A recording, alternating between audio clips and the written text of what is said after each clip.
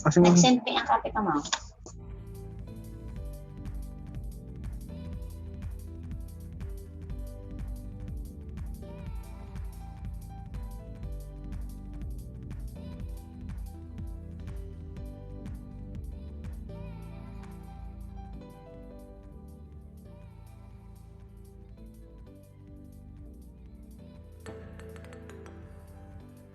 Nag-send pa ang copy ka, ma'am.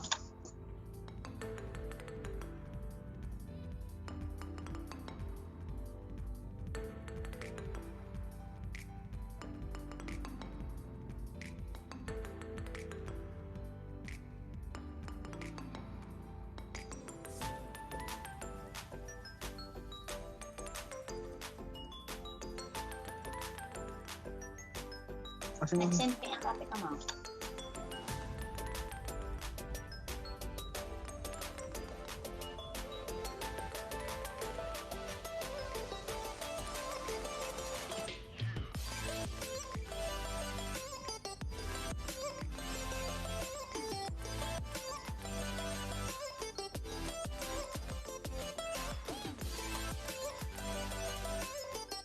Nag-send pa ang copy ka, ma'am.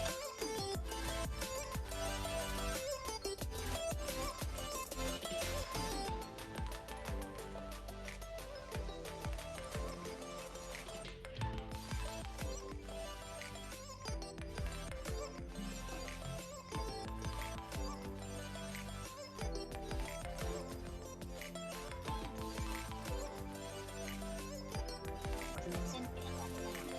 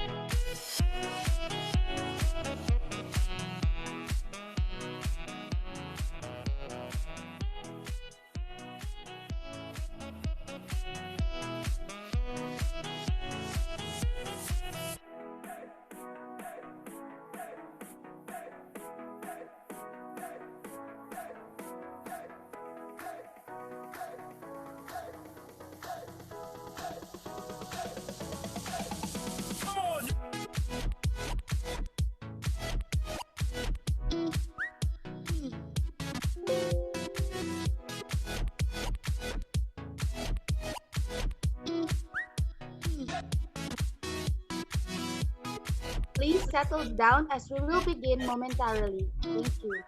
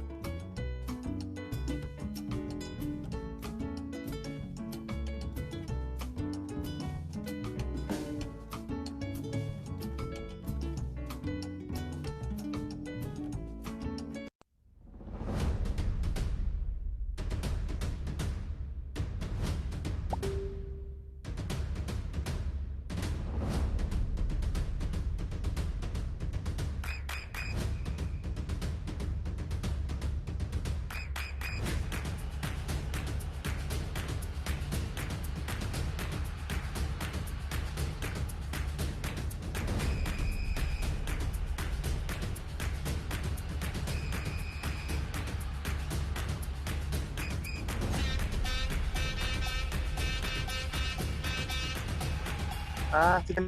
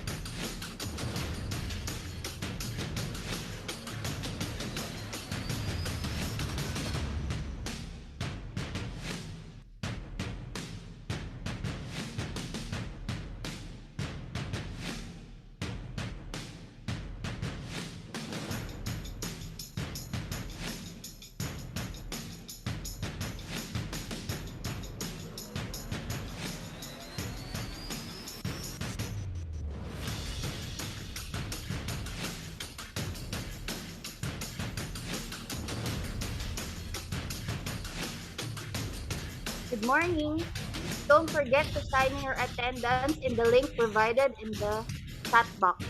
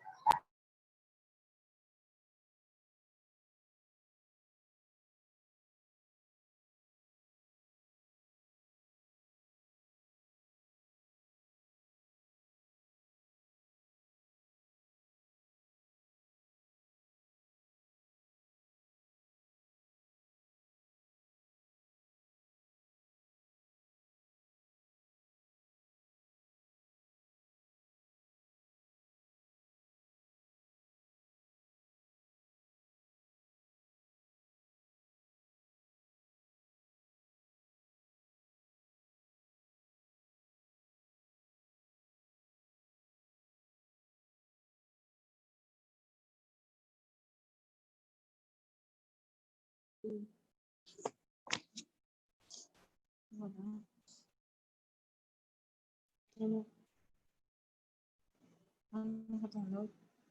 Start video? Huh? Okay, hindi pwede start video yan. Makikita kita. Kasi na yan, Ay mo naka-live na. Mas ito.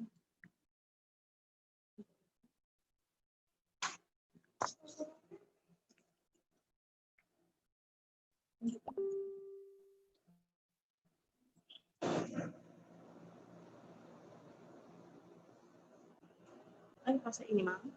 Sa group? Kaya na pa na-start. Sa YouTube yung kita. Kasi hindi ka balik yun, ha? Mabalik yan. Mali na ako, hindi ka magbalik yan.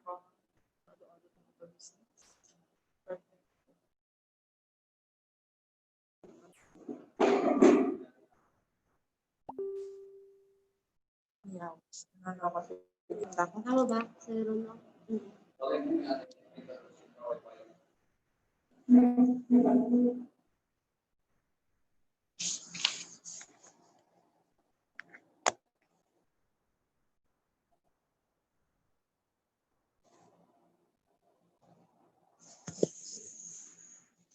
Start.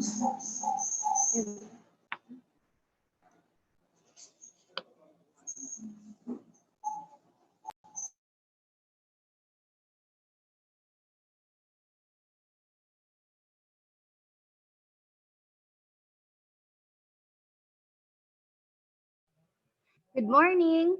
For those attending in a group, kindly rename your account to GV_LG. Good morning. For those attending in a group, kindly rename your account to GV_LGU/office_your name. If attending individually, rename it to LGU/office_your name. Thank you.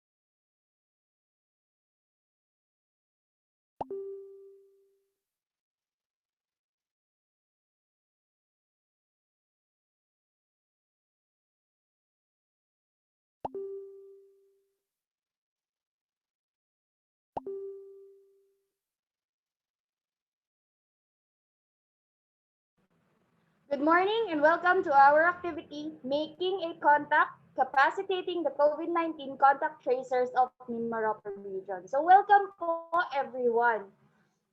To start our activity, let us first have a few reminders for our virtual activity to be brought to you by LGO2 Lance Andre De Jesus. Take it away, Lance. Thank you, Ma'am Ray. Okay, so before we head on with our activity, let me just remind you of our virtual etiquette, and I will also give some few reminders regarding the requirements of the activity. Okay,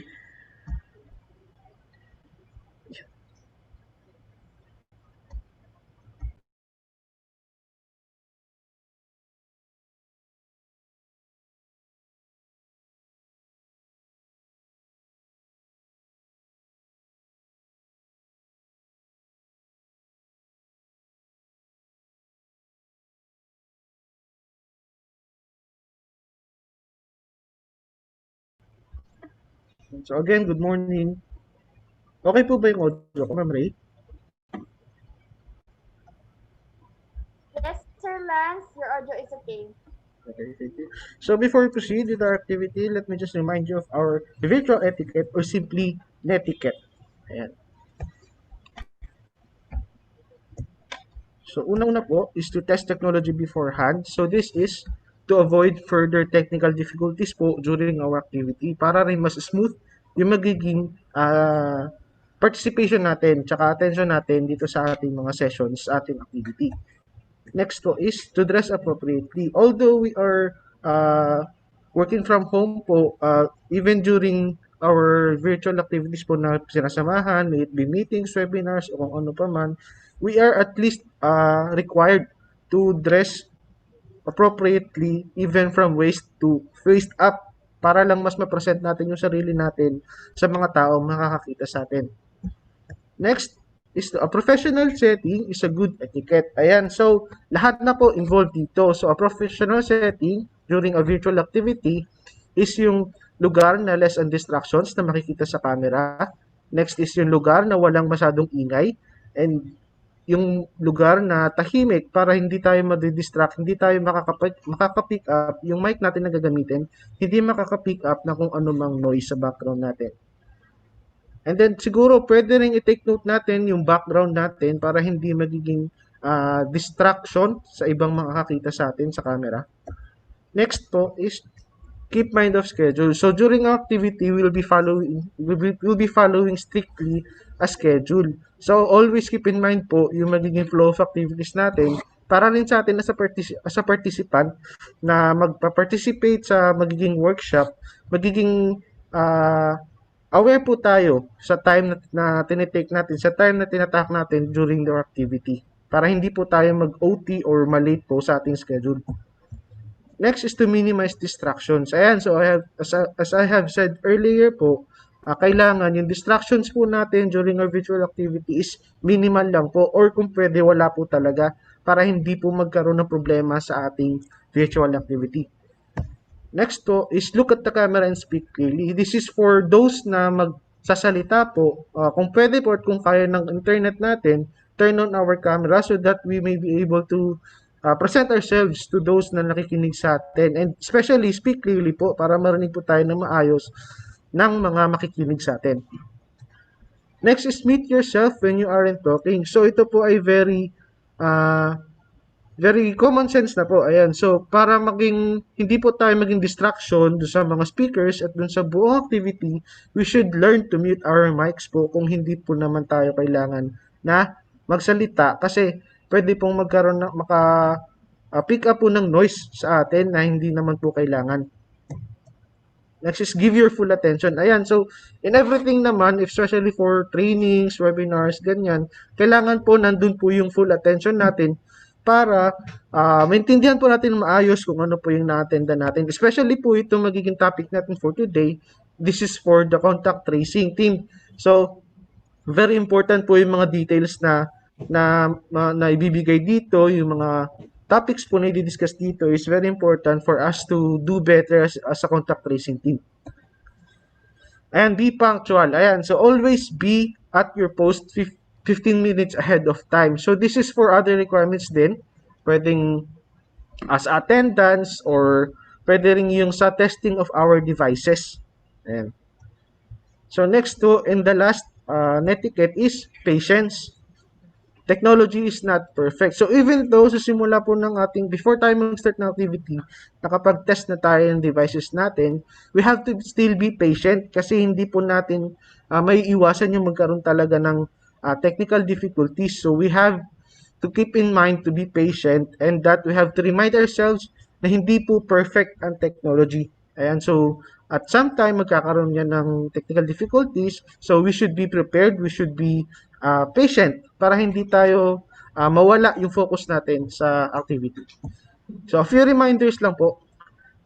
And attendance. So attendance po sa chat box natin, meron po dun sa link na may link mo na sinesend sa chat box natin. And then everyone is encouraged, even those attending in group are encouraged po to signify our attendance individually. So for those po na hindi makapag-access ng ating attendance link, ready naman po yung mga focal persons natin dyan na mag-provide po ng hard copy ng manual attendance po para makapag-signify po tayo.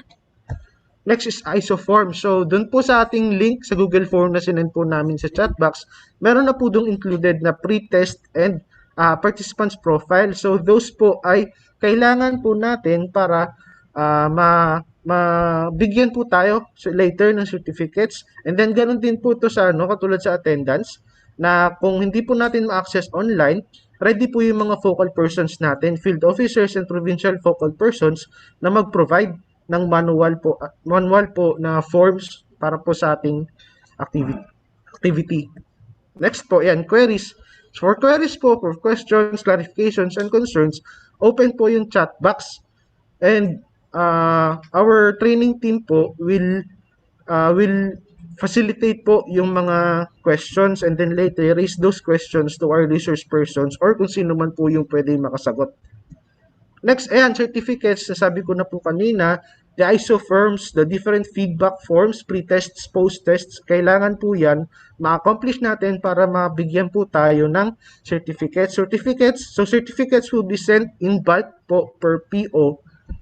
Ayan, so sa PO na lang po tayo lalapit kung hahanapin po natin yung certificates natin ng participation dito sa activity nito. Again po, kailangan po yung ISO forms and attendance. Very important po yan na ma-accomplish. So another reminder po, for individual viewers, we should rename our account to this format po, office or LGU underscore name. So yan po yung example, Maburao underscore 1 Cruz. So pwede rin pong province yung nakalagay dyan. So for in this case, pwede pong Occidental Mindoro underscore 1 Cruz.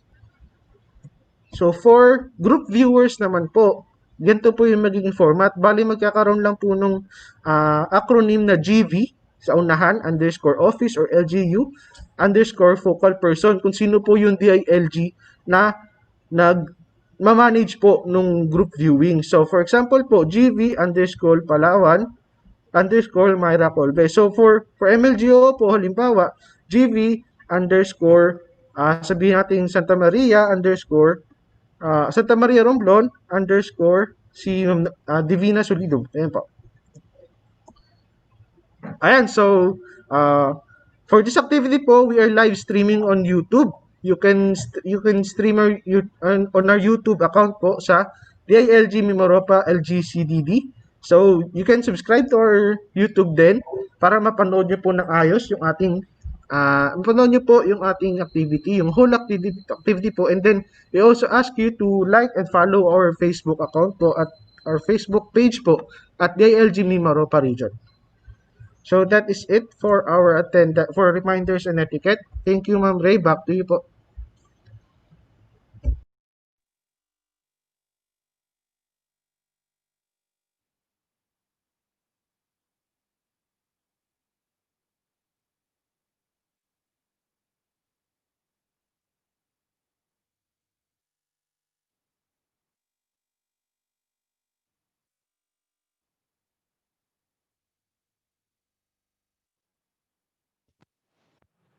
Thank you, Sir Lance. Am I being heard po? Medyo mahina po yung audio, Ma'am Ray. Alright, so let us start po our activity by a prayer. So let us put ourselves in the holy presence of the Lord.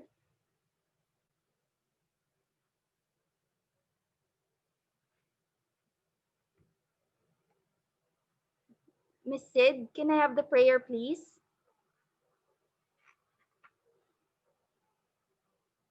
Yes, ma'am, I'll be presenting the prayer po. Miss Ivy, am I being heard? Yes, Ma'am Ray, medyo mahina lang po yung audio po ninyo. Right. Miss Sydney, can we have the prayer po? Yes, ma'am.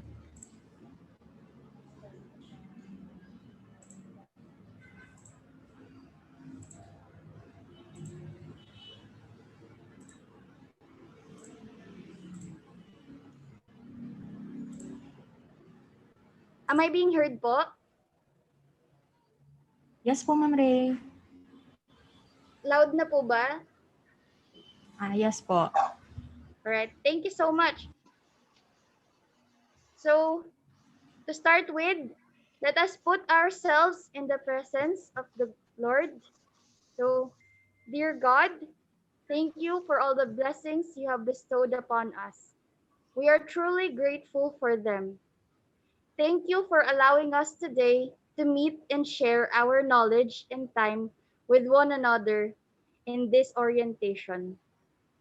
May you extend your divine wisdom to our speakers so that they would be able to impart effectively their God-given knowledge to all of us. May they be blessed as they continue to bring their expertise to people who need them.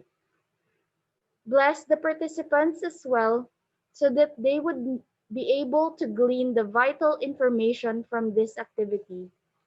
May you bestow your blessings after this orientation so that we may go out and spread what we learned in the spirit of your love and generosity. May we realize that this activity should glorify your name. Amen.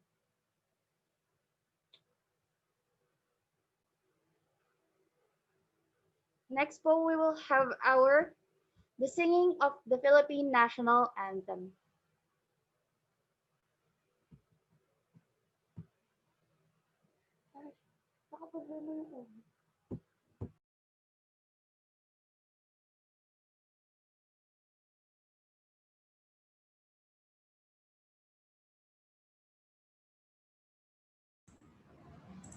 Hello po, Ma'am Ray. May naririnig po ba?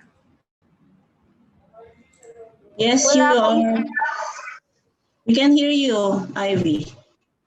Miss Ivy, wala pong audio yung ating national anthem.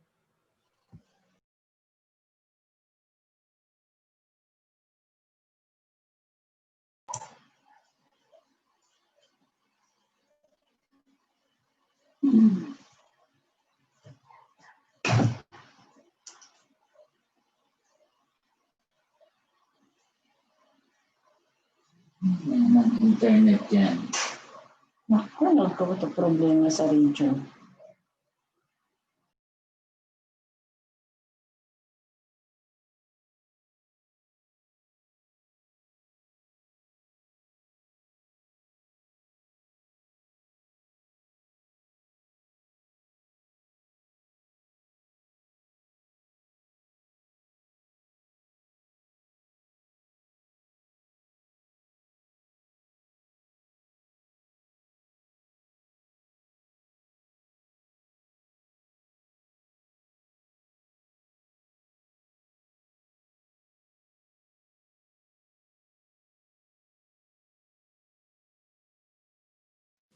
Mga kababayan, ang pambansang awit ng Pilipinas.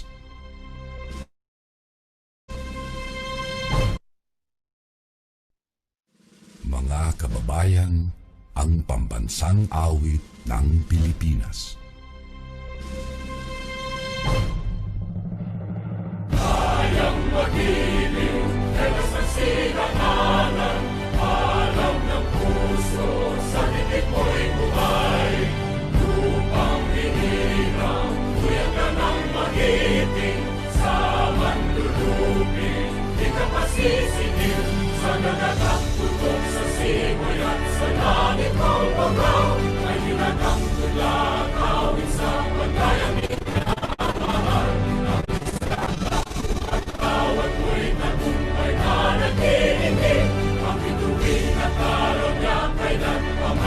didilig, lumanang araw ng walhagit pagsinta, buhay langit sa piling ko.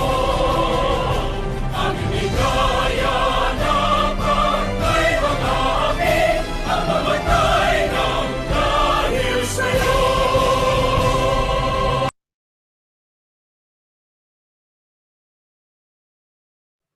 Let us settle down po. Thank you. And now, of course, to acknowledge our participants here with us today. May I call on LGO05, Sydney Pamela Embehasa to do the acknowledgement of the participants. Ma'am Sydney? Alright, isang magandang araw po sa ating lahat.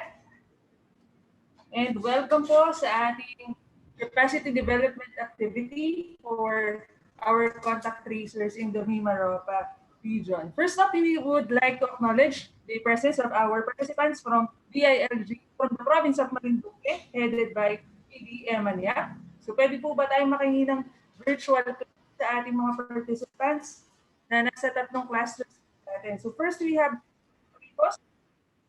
Yan, sa mga nasa group viewing po, pwede tayong pumalakpak. And from Santa Cruz, Marinduque.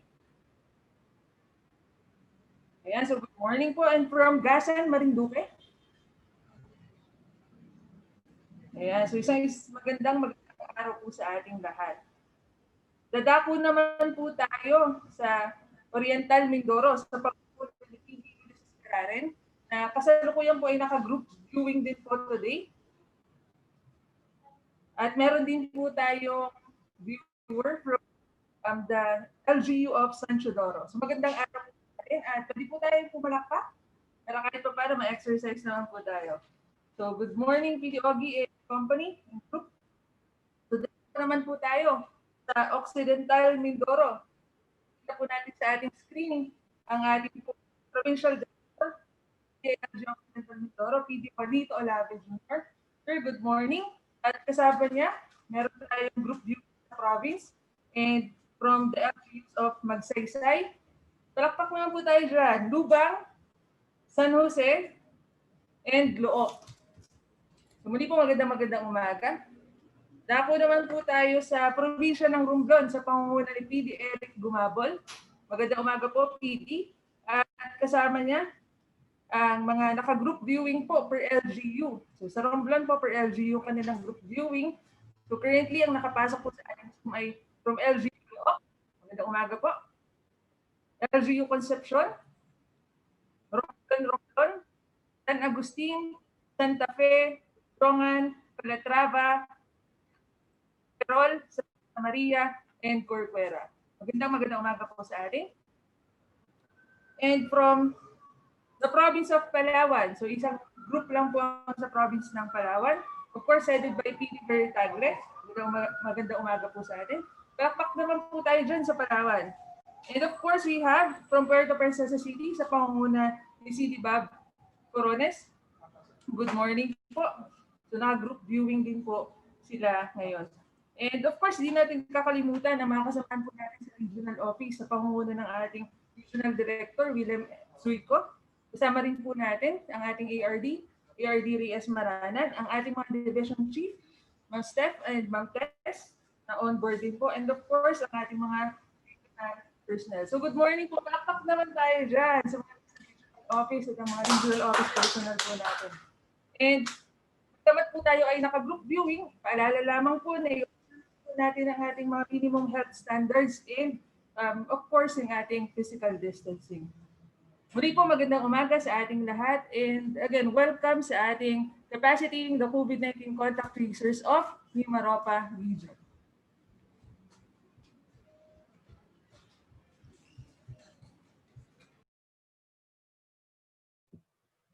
Thank you, Ma'am Sydney. And we also would like to acknowledge the presence of the participants from San Jose Romblon. So, once again po, welcome to this activity. And of course, now we would like to hear from our regional director, the father of DILG Mimaropa, RD Wilhelm M. Suico, CESO 4. Sir, welcome po. Salamat Ryan. Mas magaganda pa kayong lahat sa umagang ito. Naway kasiyahan po tayo ng poon na ang ating pong activity today ay magiging successful. I welcome everybody po. Nadidinig po ako. Nadidinig po tayo. Yes, sir. Loud and clear. Ay, salamat. Diyan po si Assistant Regional Director na kasama po natin, si ARD ang tawag ng Assistant Regional Director para sa mga ibang mga participants na ating mga contact tracing participants. ARD stands for Assistant Regional Directors. Welcome po ang ating pong mga field officers na pinapangunahan po ng ating mga provincial directors na mention na kanina ni Sydney. I hope lang that all the provincial directors are on board. Sila po ang OPRs po ng contact tracing or Office of Primary or Principal Responsibilities. Sa atin pong mga contact tracers na tinatagurian po nating mga bagong bayani. Congratulations po at salamat sa pagtugon po sa panawagan ng DILG. Sana kayo po ay sumali po sa ating mga contact tracers na magpupunta po sa mga bayan-bayan, sa mga barangay, sa mga sityos para gampanan ang isang napakahalagang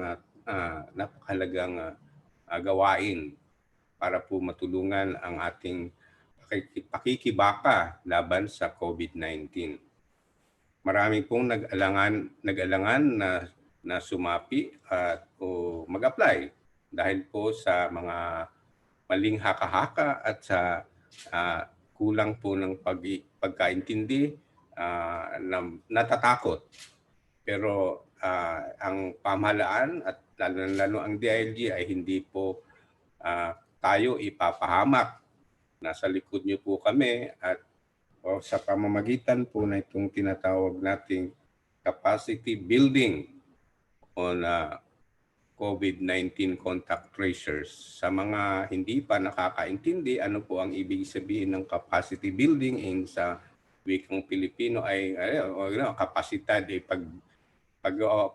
in other words yung ating pong kakayahan ay kung may kakayahan na ay pag-itingin, ay kung wala pa ay gagawan po tayo ng kakayahan para po magampanan po natin ang ating mga alituntunin o mga gawain o asignatura dito sa gagawin nating contact tracing. So ito pong activity natin ngayon, ito pong ay nagtatagalog po tayo, ay nagpipilipino ay para mas lalong maintindihan at saka nakakaintindi naman halos lahat ng hindi tayo masyadong mag-i-English ngayon. Naintindihan po namin sa ating po mga participants. Well, meron po tayong at present meron po tayong 78 cameras na nakabukas times the number of people attending. So siguro may tayo kasi may mga camera, may mga computers na marami po ang nakatutok. Ito ay ating pong i-expect na meron po tayong intermittent o minsan nawawala po ang ating pong signal gagamitin na lang po natin ang ating inherent power to decipher yung kung may speaker man ay basahin na lang ang lips pag nagkataon kasi may maintenance po na nangyayari ginagawa po ang PLDT sa buong bansa o kahit bukas pa talaga sila magsisimula ay itong mga the past few days ay naramdaman natin na medyo mahina pong ating mga Zoom meetings. Ang ating pong Secretary Ed Anyo ay talaga pong nakatutok dito at minamanan po at talaga pong at any time ay nasa likod at bibigyan po tayo ng ayuda kung nangangailangan. ang tawag po natin sa for technical term kay Secretary Anyo ay SILG. Ma-encounter niyo yan sa mga ating mga communications minsan. SILG stands for Secretary of Interior and Local Government. Oo. Well, papasalamat po tayo sa ating pong coordinator ng Local Governance Resource Center o LGRRC, ang chief po ng Local Government Capacity and Development Division at the same time, si Ma'am Tess Iglesia. Salamat po sa pag-arrange po ng ating training na ating capacity building na ito. Sa ating pong mga contact tracers ay tayo sinasahan sana natin na tayo po ay maging mabuting ehemplo ng pag-iingat. Hindi po tayo dapat makita sa ating mga komunidad na barara na hindi tayo mismo nagbabiolate ng safe physical distancing, na hindi tayo nakikita tayo na wala tayong face shield o face mask. Well, yan po ay, at saka inaasahan po natin sa inyo ang inyong mabilis at tama o correct na informasyon na atin pong ibabato po sa ating designated nerve centers sa kanya-kanyang provincial areas. Well, ano pa ba? Again, babalikan ko na tulad kanina sa ating pong pagpasensyahan ang ating pong internet connectivity. Siguro ma-advise ko lang kung if everything breaks down, tulad ng sa ating pagkanta ng Lupang Hinirang, kung wala, di kanta na lang tayo. The always reliable voice. Yun ang pinaka-backup natin. Again, maraming salamat po sa inyong pagdalo at inaasahan po natin ang napaka-successful activity despite of this obstacle and hindrances ng technology. Again, maraming salamat. Back to you, Rian. Thank you so much, sir, for your very inspiring words. And we truly are waiting po sa magiging kalabasan nitong ating activity na sana po ay maging successful yung ating contact tracing for, of course, na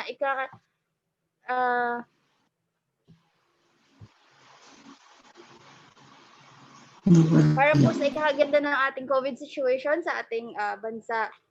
And we would like also to acknowledge ang ating participants po from the cluster of Boac, Marinduque. We also have from the cluster of Mugpog and from the cluster of Buena Vista. And we also have participants po sa ating YouTube channel from the Sibuyan Island sa Romblon. So welcome po to our activity. And reminders lang din po, if you have any questions at all, whether it be dito po sa ating Zoom activity or sa Zoom platform or sa ating YouTube channel, feel free po na i-type lang po sa chat box ang inyong mga katanungan.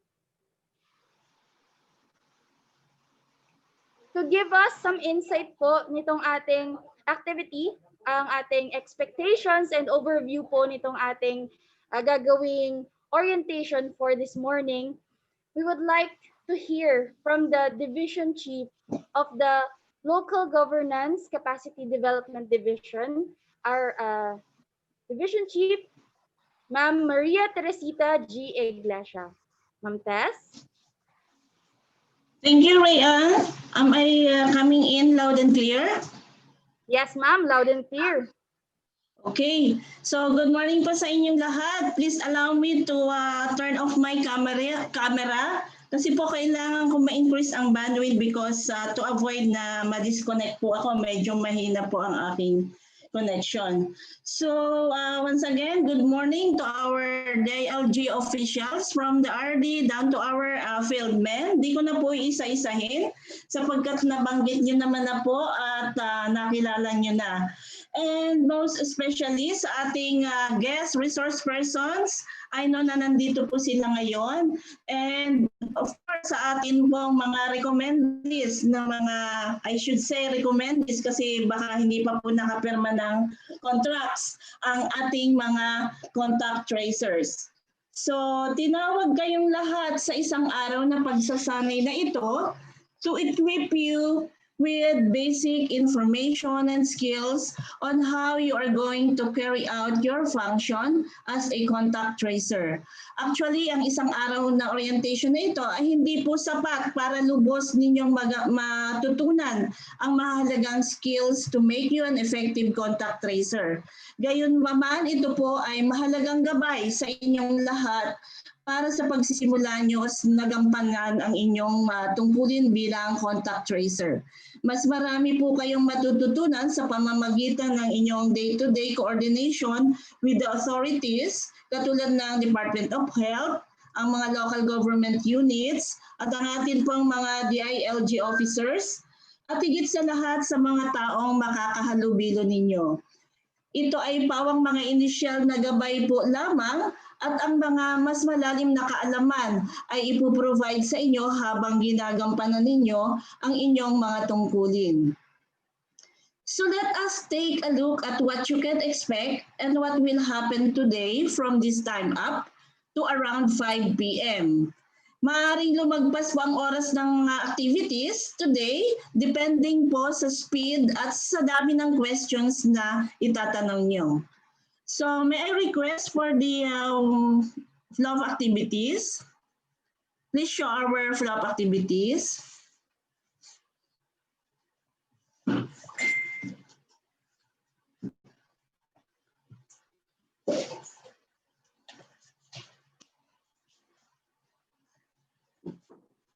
Okay, so tuloy-tuloy lang po ako while the secretariat is trying to flash the flow-up activities. So, as you can see po, sa title pa lang ng activity natin ngayon, you will be able to infer that ang trabaho ninyo ay maghanap ng contacts. And you have to agree with me that you will be an effective contact tracer if you are able to make a contact and more contacts. So kanina, you were asked to register and fill out the attendance sheets. And for those who have not yet filled it out, the attendance sheet, kindly do so. Now, we are on the preliminaries, and after this, the first topic will be about the overview of the National Strategic Response, situating contact tracing work to local governance, roles, and competencies of contact tracing teams. Bakit ba kailangan pa ng contact tracing? Bakit kayo andito ngayon? Ano ang papel ninyo bilang contact tracer? Ano ang mga kinakailangan na kasanayan ng buong contact tracing teams? Ito ay ibibigay sa inyo ng ating Regional Focal Person on Capacity Development for Contact Tracing in the person of LGO2 Ivy Dayan D. Piramide. Sunod po, magkakaroon tayo ng polling question. Here you will be asked to answer a question online. This will boost your knowledge on the topic given and will be the guide of our resource person. The next topic will be about the introduction to COVID-19. Here you will learn more about what is COVID-19, anong mga signs, symptoms, and transmission, and what are the risk factors, infectious period, and diagnosing COVID-19. Alam po natin na ang iba sa inyo ay may alam na, pero hinihiling ko po sa inyo na mag-unlearn so that you can learn more. This will be discussed to us by Nurse 5, Cherry Ann G. Candava of the Department of Health, Center for Health and Development, Mimaropa Regional Office. After that, another polling question will be asked to determine how much you know about the next topic. The next topic, which is very important, is the contact tracing. Who's next? This, as I have mentioned, this is the most important topic. This is the meat of this orientation, and as you can see, the points of the discussions are contact tracing, steps as COVID-19 prevention health tool, definition of a case and a contact, process of filling out the forms and other reports in contact tracing work, purpose of quarantine and isolation, kinds of social support that cases and contacts may need during the isolation and quarantine, and ethics, confidentiality, and health data management to mitigate the COVID-19 pandemic. This will be given to us by Mr. Noel T. Orozco, Head of the Center for Regional Epidemiology and Technical Enhancement of DOH CHD Mimaropa. Siya lang po ang nagbibigay ng lecture na ito from CHD Mimaropa for uniformity of contents and delivery. Unfortunately, he cannot be with us live dahil po sa dami ng commitments niya, but we were authorized to play a recorded video. Before lunchtime, we shall have the contact tracing, the process of filling out the forms na gagamitin nyo as contact tracers, and this will be facilitated and explained to us by Nurse 2 Van Graham Gino of DOH CHD Mimaropa. Again, we will have another polling question before the next topic, which is about effective communication skills for contact tracers. Dito ay tuturuan kayo ng basic skills kung paano makipag-usap sa mga taong ititrace nyo. LGOO2 Ivy Dayan D. Piramide will discuss this at ito ay susundan ng simulation exercise or demo. You will be grouped by province and mapupunta po kayo sa mga breakout rooms ng Zoom. At doon ay mag-uusap-usap at magpa-practice kayo how to do an interview. For those who are watching in the YouTube channel, you will be able to witness one group. After which, selected group representatives will share their experiences and learnings on the given exercise. Another topic will be about the harmonized contact tracing report. Ano ba ang mga reports na gagawin? Paano gagawin? This will be explained by our regional focal person on monitoring and evaluation of COVID-related activities.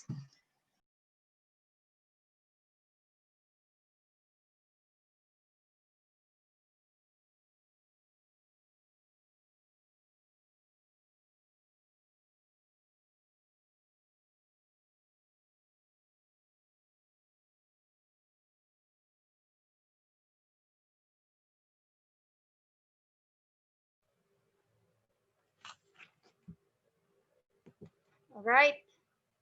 And of course, we also have po our ways forward, ang announcements on the administrative concerns by Attorney Pilipinas Baclayan, the Chief of the Finance and Administrative Division of DILG Mimaropa. And of course, to be followed by the awarding of certificates and the closing remarks to be given by our Assistant Regional Director, Ray S. Maranan, CESA 5. So, kita naman po natin, napaka-jam-pack po ng ating activity for today. So, without further ado, let us begin. First po, with our overview ng National Health Strategic Response situating contact tracing work to local governance, roles and competencies of contact tracing teams to be given to us by Ms. LGOO Ivy Dayan Piramide. Miss Ivy? And good morning po sa inyong lahat. Magandang umaga po sa lahat ng mga contact tracers ng Mimaropa. So for our lesson po, para sa unang lesson po natin ngayong araw, I'm going to talk about po yung situating contact tracing work in local governance, roles and competencies of contact tracing teams. So ito pong lesson na to will briefly present the government strategy in responding po dito sa ating COVID-19 pandemic. It will also allow you to reflect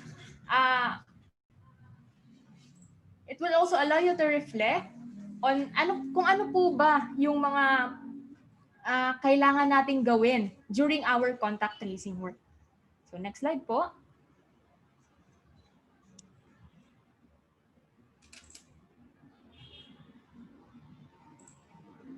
For our lesson objectives po,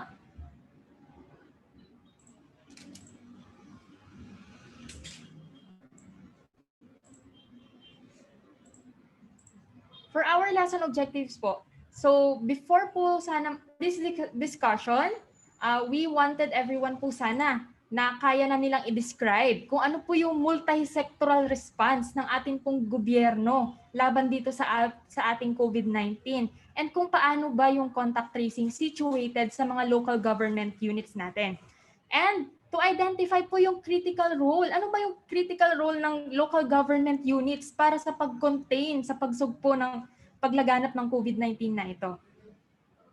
And before I formally begin my first topic, let me just give you a glimpse po on what I will be discussing this morning. First, I will be discussing the government's overall strategic response to COVID-19, the strategic directions for the new normal. Second po, we will take on a closer look on our governance tactical strategy. Ito po yung tinatawag nating end-to-end T3 management system or yung simply test, trace, and treat. And lastly, we will look into one of our government's key strategies towards breaking the chains of transmission of COVID-19 virus. Ito po yung contact tracing. Kaya po nandito tayo ngayon sa training na ito dahil ito po yung isa sa mga pinaka-critical na strategy ng ating government sa pagsugpo po nitong ating COVID-19 pandemic. Next slide po.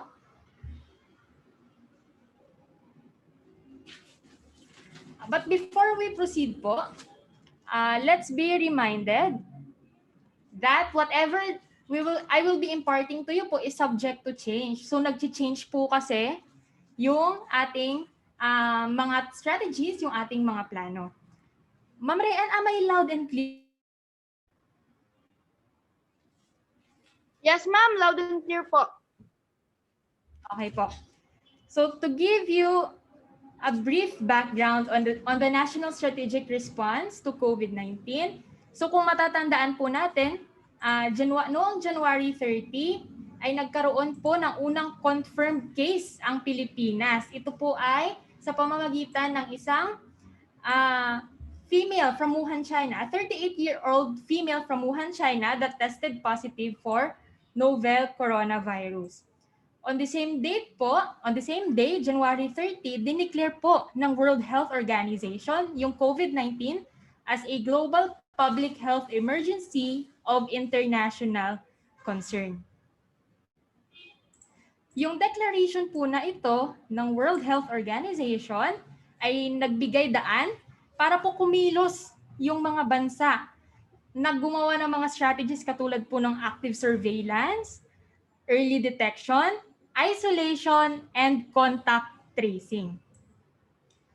Sa Pilipinas po, nag-adopt tayo ng multi-sectoral response to COVID-19 sa pamamagitan po yan ng Interagency Task Force on Emerging Infectious Diseases. Yan po ay pinangungunahan ng ating mga kasamahan sa Department of Health. And by March 11 po, the World Health Organization declared that COVID-19 is already a pandemic. And to respond po for this declaration, on March 24, ng ating pong presidente, in-announce niya na ang creation po ng ating National Task Force against COVID-19, adopting po itong tinatawag nating whole of government approach in addressing the pandemic. So ano po ba yung ginagawa ng National Task Force laban po dito sa COVID-19? So unang-una, yung task force po is primarily responsible sa pag-implement po nitong ating National Action Plan against po sa COVID-19. At kasama po sa National Action Plan na ito ay yung contact tracing, which is very critical part of our strategies. And the Philippine government assures that the Filipino people that a national strategy in solving COVID-19 crisis is in place to make everyone's lives as comfortable as possible. And to deepen our understanding of this national action plan, let me show you this video po. It was in December 2019 when an outbreak which originated from Wuhan, China, took over the headlines. The disease caused by this new strain of coronavirus has been officially called by the World Health Organization as COVID-19. January 30, 2020, the Philippine Department of Health reported the first case of COVID-19 in the country. And just this March 7, the first local transmission of COVID-19 was confirmed. To further prevent the spread of the virus, the Philippine government came up with a national strategy against the COVID-19 pandemic, the DITR operational methodology.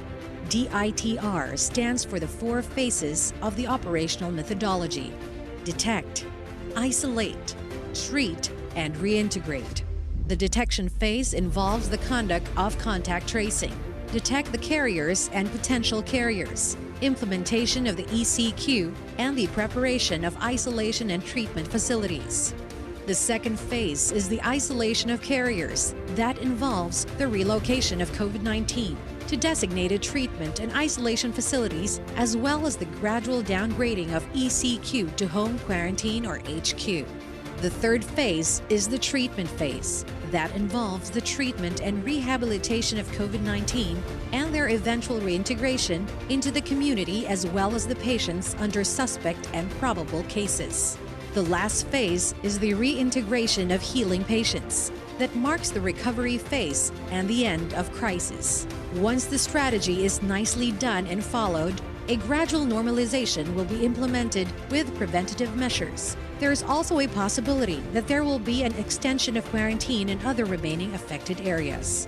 To keep everyone informed during the course of the implementation of the national strategy, the DOH and the Presidential Communications Operations Office, together with local government units, work hand in hand to disseminate information all throughout the country.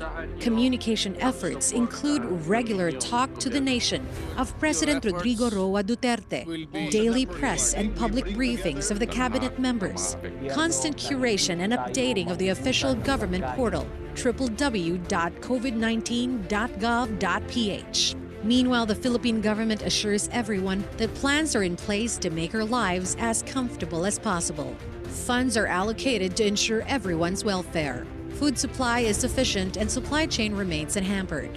All government resources are utilized to support the fight against COVID-19. Measures are in place to mitigate social and economic impact caused by the COVID-19 pandemic. Hospitals and pharmacies, groceries, wet markets, banks, water and electricity, internet for frontliners are equipped with protective gear. Contact tracing is intensified by using all platforms, such as mobile applications, hotlines, and barangay centers. There is no cure yet.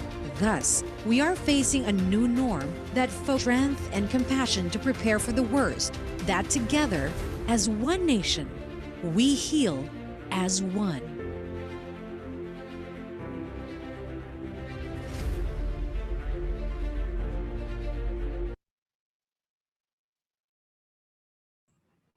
Ayan, maraming salamat po. Kung nakita niyo po sa ating video, katulad nga po ng sinabi, ito pong pagsugpo sa ating COVID-19, hindi lang po trabaho ng national government, hindi lang po trabaho ng local government. Ito po ay whole of nation approach, whole of government approach, people from all walks of life po. Mapaluzon man, Visayas o Mindanao, ay lahat sama-sama po tayo magkakaisa na sa pagsugpo nitong COVID-19. And as part po ng response ng ating gobyerno, nag-set po tayo ng mga strategic directions na in-approve po ng 25th IATF meeting.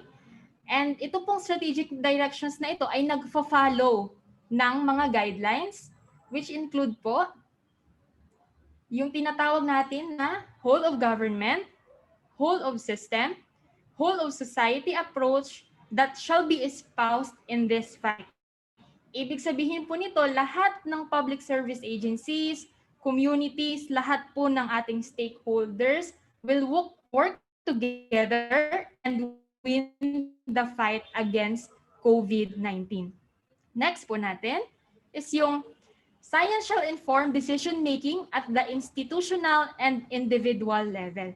Ibig sabihin po nito, yung use po ng scientific methods, lahat ng researches ay gagamitin po natin para po sa paggawa ng ating mga decisions para sa mga strategies na i-implement natin. Evidence-based po ang ating mga strategies na ini-implement sa buong bansa.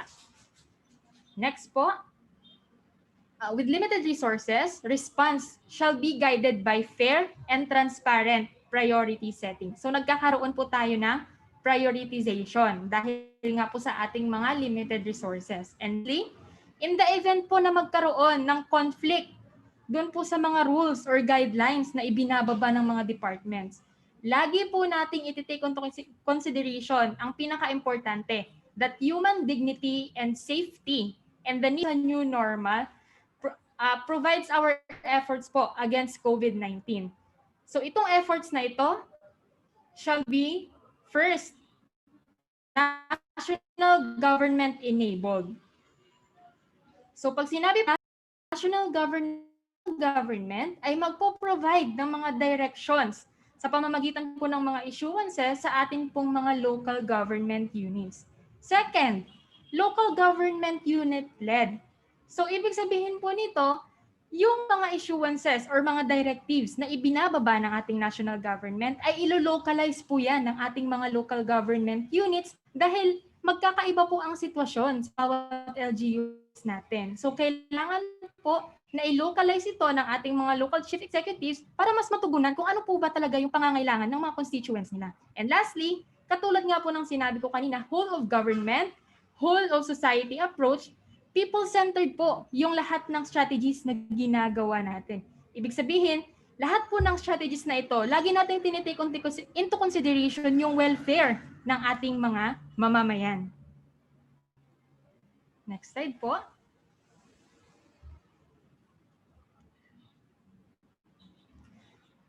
So looking po dun sa overall picture ng ating response against COVID-19, meron pong mga roles and responsibilities ang national government and local government units in COVID-19 response. So unang-una po para sa national government. Unang-una sa mga responsibilidad ng national government is i-assess po yung landscape. Ano po ba yung current situation ng bansa natin ngayon? Yun po ang kailangan nating malaman. Next po is mag-develop ng mga national plans, policies, and strategies na siyang ibaba projects, programs na i-implement. And then, measure or monitor our progress. So, hindi lang po tayo nag-i-implement ng mga plans and policies. May measure din natin po ba yung ating mga actions na ginawa. So, maliban sa national government, meron din pong responsibilities ang local government. Kung meron pong responsibilities ang national and local government units, meron din pong mga accountabilities ang national and local government units. Unang-una na po dyan. Next slide po.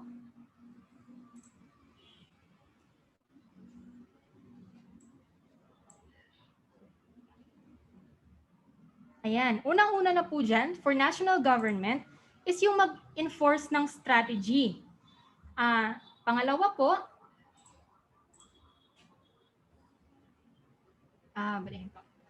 po is yung mag-provide ng guidelines and standards sa ating mga local government units. Pangatlo, yung pagro-roll out ng mga plans. So katulad po ng ginagawa natin ngayon sa contact tracing, tinitrain po namin kayo, inire-roll out po namin itong contact tracing training na nanggaling. And lastly po, is yung i-monitor po yung actions and impact ng ating mga strategies and plans. Next po, kung meron pong accountability si national government, meron din pong accountability si local government unit.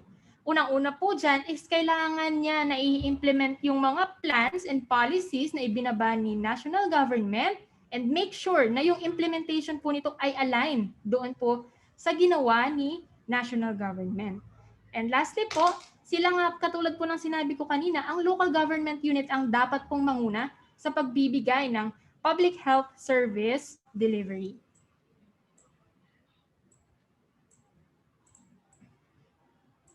Ayan. And presently po, LGUs po are guided nitong mga strategies na ito. And as we ease po yung mga restrictions po natin, papunta po sa ating new normal, the government po advances now this tactical response strategy. So ito po yung ginagamit po natin ngayon habang unti-unti po natin gradually ini-ease po natin or unti-unti natin niluluwagan yung restriction natin. So ito po yung ginagamit nating strategy ngayon, yung tinatawag po nating end-to-end T3 management system or yung test, trace, and treat. So ano nga po ba yung T3 strategy? So kung nakita niyo po sa video kanina, ang una po nating strategy is yung tinatawag natin sa DITR, yung detect, isolate, treat, and reintegrate. Pero pagdating po dito sa bago nating strategy, nadagdagan na po ito. Meron na po tayong PDITR, which means po yung prevent, detect, isolate, treat, and reintegrate papunta po doon para maka-adapt po tayo sa ating new normal. So under po nitong prevent, makikita nyo po dyan yung mga communication and advocacies na ginagawa ng ating mga local government units and national government. Next po, dito po tayo sa detect. Nandito po sa detect yung test and trace. Kung makikita po ninyo, nasa second phase po yung trace, yung contact tracing, which is isa po sa mga foundation na kailangan po natin ma-enhance, ng maayos para po magawa rin natin ng maayos yung mga susunod pa po na phase katulad ng isolate, treat, and reintegrate, and eventually maka-adapt po tayo sa new normal. Sabi rin po ng ilang mga eksperto from the University of the Philippines, winarningan po tayo ng ilang mga eksperto na ang pag-conduct po ng mass testing without effective contact tracing will be detriment to our present efforts. Ibig sabihin po, maaaring magkaroon ng negatibong epekto yung paggawa natin ng mass testing without po yung tinatawag nating contact tracing. And the university also reported na ang contact tracing sa ngayon po, contact tracing ang pinaka-weakest link sa lahat po ng ating mga preventive measures na ginagawa against COVID-19.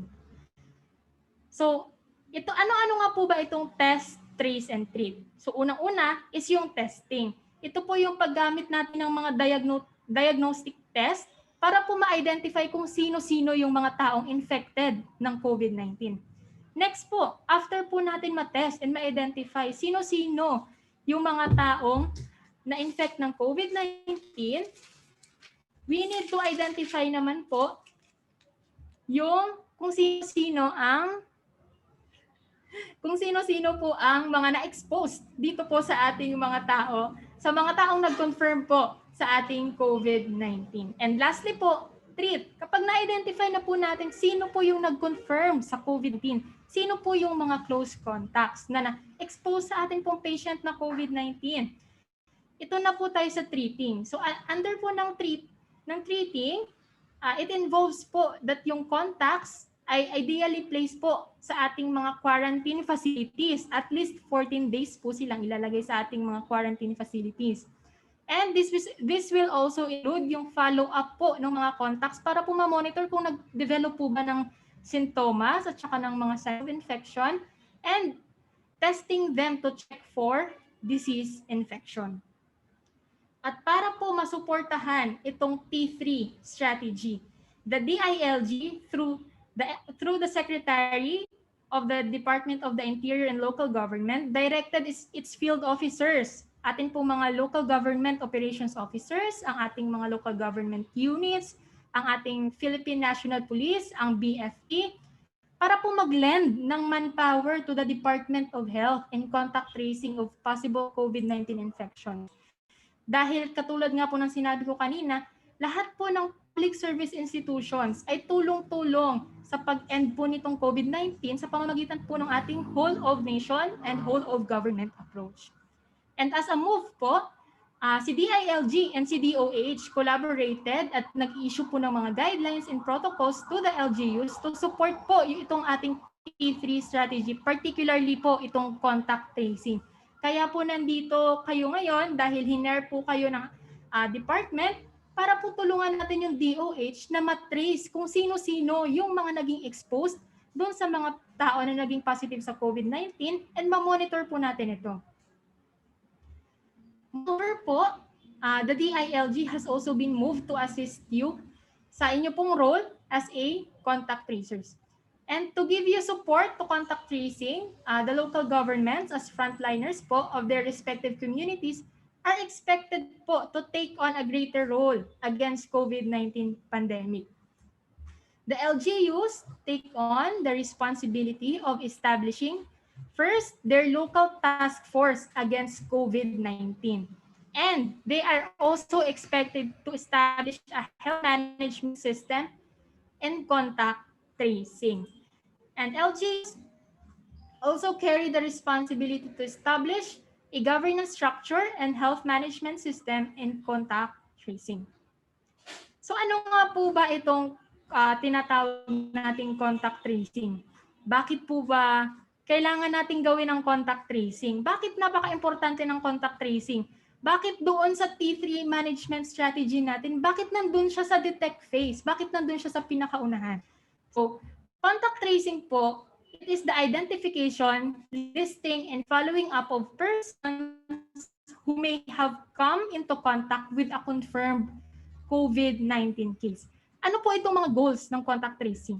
So, according po sa DOH Memorandum number 2020-0189, ang goals po ng contact tracing ay unang-una, i-interrupt po natin or pigilin yung ongoing transmission and reduce po yung spread ng COVID-19 infection. Pangalawa, kailangan po nating alertuhin yung mga close contacts, yung mga tao na possible na na-expose doon sa mga confirmed COVID-19 cases. Bibigyan po natin sila ng counseling and sasabihan natin sila ng possibility ng infection dahil nga na-expose po sila doon sa ating mga confirmed COVID cases. And lastly, to understand po itong epidemiology of the disease doon po sa particular population. So kaya po nandoon siya sa ating detect phase dahil kailangan natin siyang gawin. Kailangan natin siyang isa siya sa mga una natin kailangan gawin para mapigil po yung transmission, yung local transmission na nangyayari po sa ating bansa at sa atin pong rehiyon. Next slide po. And in reference po sa DOH and DILG guidelines, ito po yung mga sumusunod na functions ng ating contact tracing teams. For provincial, city, and municipal epidemiology and surveillance unit po, ito po yung mga PESU, CESU, MESU, they are tasked po to conduct case investigation and collection po ng ating data fields. So kasama po ito yung drafting ng mga investigation plans, conduct po ng investigation by interviewing clients with COVID-19, collection po ng specimen, monitoring ng clients for COVID-19 symptoms, and to i-connect sa pag-connect po ng clients natin sa mga resources para masuportahan po sila during their quarantine and isolation period. Para naman po sa ating mga city and municipal contact tracing team. So dito na kayo papasok. You are responsible po to assume an important role in tracing, monitoring, and recording of cases. The performance po ninyo, which entails po na kailangan mag-draft po kayo before kayo pumunta sa field or before nyo po i-conduct ang contact tracing, kailangan meron kayong contact tracing plans. Paano nyo gagawin yung contact tracing? Pangalawa, kailangan nyo pong mag-secure ng listahan ng confirmed COVID-19 cases mula po dun sa ating provincial, city, and municipal epidemiology and surveillance unit. Pangatlo, kailangan nyo pong i-locate and i-notify yung mga close contacts sa possibility ng pagkakaroon ng infection. Dapat kailangan nyo po silang i-refer to testing. And lastly po, kailangan nyo po i-connect or i-refer itong ating mga close contacts sa mga resources o sa mga tao maaaring magbigay sa kanila ng support and counseling during their self-quarantine. So following those roles po, meron po tayo mga required knowledge and skill set for a contact tracer. Unang-una, knowledge po natin, kailangan po tayong sapat na understanding sa basic scientific and medical terms ng COVID-19. Ilang araw ba ang incubation and infectious period ng COVID-19? Ano-ano ba yung mga paraan kung paano nagtatransmit ang COVID-19? Ano po ba ang mga symptoms and prevention? Ito po yung foundational knowledge na kailangan ninyong malaman as a contact tracer at ito po ay ituturo sa atin ng ating mga eksperto mula po sa Department of Health. Pangalawa, kailangan po natin ng functional knowledge. So ano-ano po itong mga functional knowledge? Ito na po yung kailangan nating kaalaman tungkol na po doon sa paano ba natin gagawin yung contact tracing sa case and contact sa community. Ano po ba yung mga policies and protocols na kailangan sa paggawa ng contact tracing? Ano po ba ang role ng ng confidentiality when it comes to contact tracing po? This is to assure na yung atin pong mga ini-interview, yung data po na ibinibigay nila ay mananatiling confidential. And lastly po, communication skills. Kailangan nyo, you need to know how to think critically. You need to know how to build rapport. Kailangan po ninyong malaman kung paano mag-problem solving and active listening. In addition po dito sa mga knowledge and skills na na-mention, meron din po tayong valuable actions that can also influence the advancement of your contact tracing work. So ito pong contact tracing, dapat makita ng community na hindi siya negative. Kailangan makita siya as a positive action. And kailangan po ninyo before ng contact tracing, kailangan ninyo ng preparation. And that kailangan po natin ipaalam sa ating community na itong contact tracing, hindi lang gawain natin as a contact tracer. Tayo lang po ang isa sa daan. Pero ito pong contact tracing, magiging successful po siya if yung mga tao po sa community natin, i-accept ito bilang isang effective measure in containing the transmission of COVID-19. And at the end of the day po, our efforts for contact tracing can only succeed if people accept it as an effective measure. Kaya po para masustain yung effort natin, clear communication strategy po.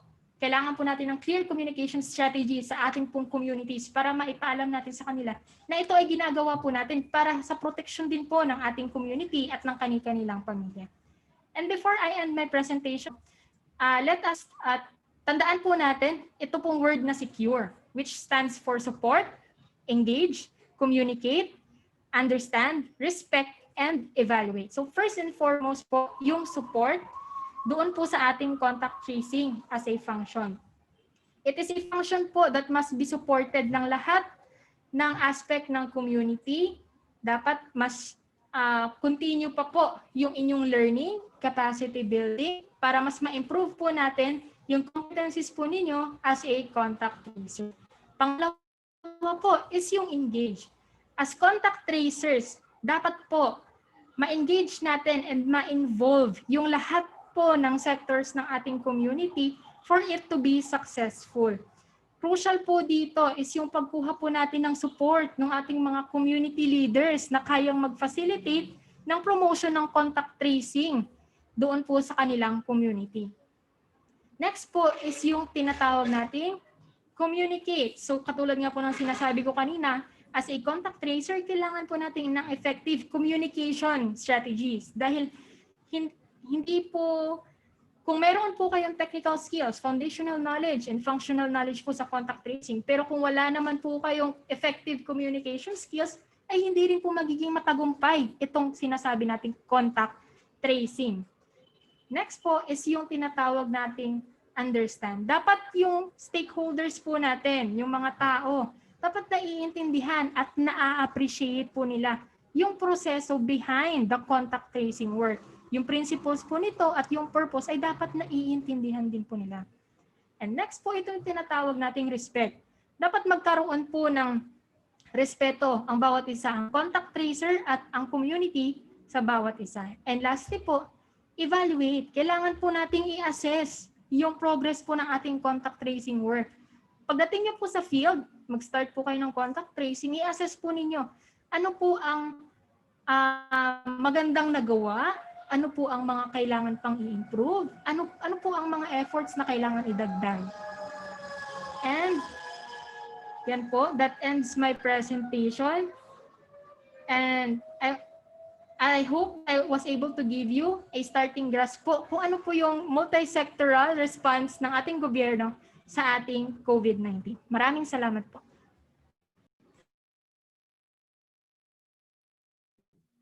Thank you, Ma'am Ivy. Indeed, marami po akong natutunan bilang wala akong alam kung ano ba itong contact tracing. And I hope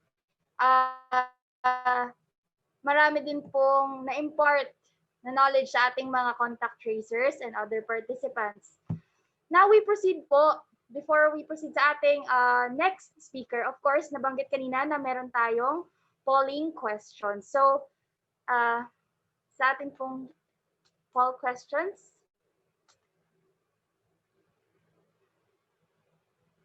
Ma'am Sydney. Yan. So for the first question po natin, the overall strategic direction for the new normal provides that our efforts shall be A, national government enabled, regional government led, and people centered. B, national government enabled, local government unit led, and society centered.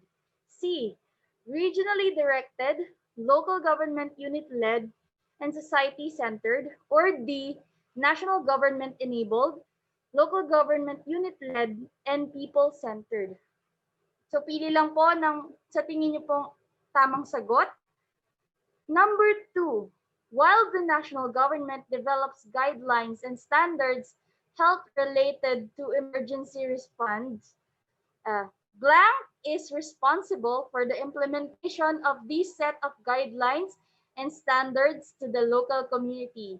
A, local COVID-19 task force. B, local health board. C, local government units. Or D, local health workers. Alright, 2 out of 64 pa lang po ang sumasagot. Huwag pong mahiya.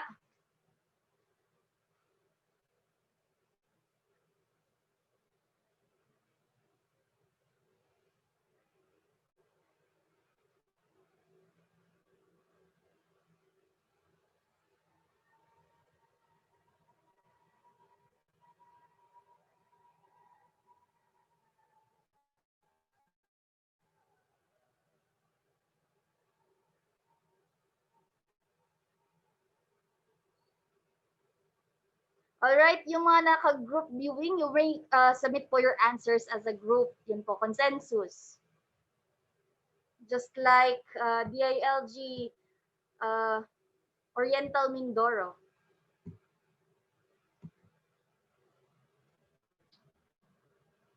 Alright, 16 out of 66 participants na po or accounts ang sumasagot.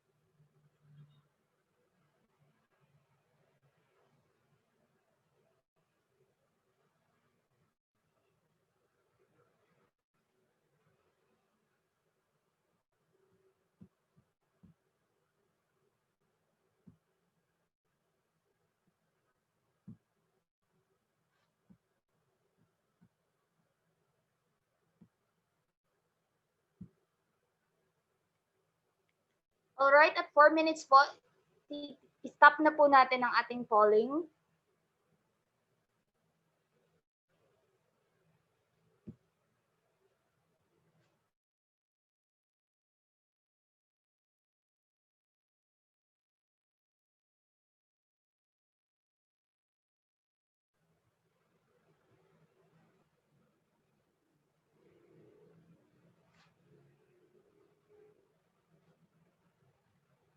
Alright.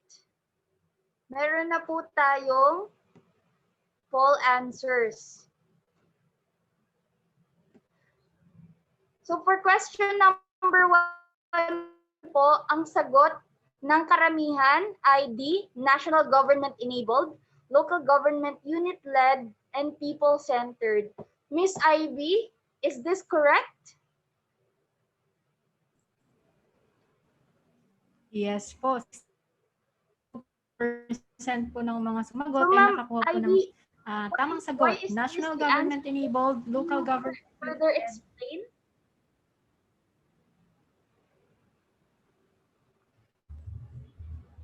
Yes, hello po, Ma'am Marian. Yes, katulad nga po ng sinabi ko kanina,